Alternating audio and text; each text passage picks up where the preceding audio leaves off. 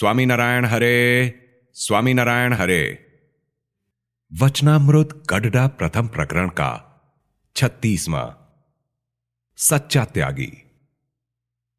संवत 1876 में पौष कृष्णा त्रयोदशी 13 जनवरी 1820 को श्रीजी महाराज श्री गढ़डा स्थित दादा खाचर के राजभवन में श्री वासुदेव नारायण के मंदिर के आगे नीम वृक्ष के नीचे चबूतरे पर पलंग बिछवाकर विराजमान थे।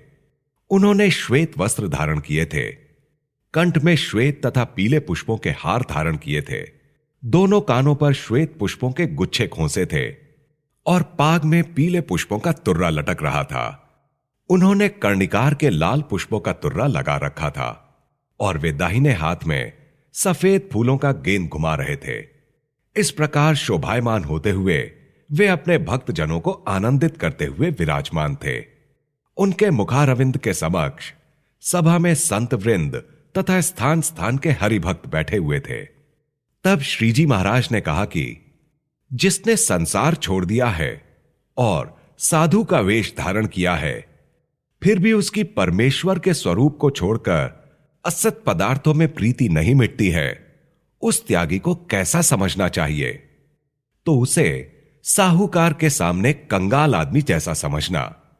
जैसे कंगाल मनुष्य को पहनने के लिए वस्त्र ना मिलते हों और वह कूड़े के ढेर में से दाने बिनकर खाता हो, फिर वह स्वयं को पापी समझता है और अन्य साहूकार मनुष्य भी उसे पापी समझते हैं कि इसने पाप किए होंगे, अतः इसे अन्न वस्त्र नहीं मिलते हैं। वैसे ही साधु होकर जो पुरुष अच्छे अच्छे वस्त्रादि पदार्थों को एकत्र करके रखता है और ऐसे पदार्थों की तृष्णा भी अधिक रखता है तथा धर्म, ज्ञान, वैराग्य एवं भक्ति में प्रीति नहीं रखता, ऐसे साधु को बड़े एकांतिक साधु कंगाल मनुष्य के समान पापी ही समझते हैं।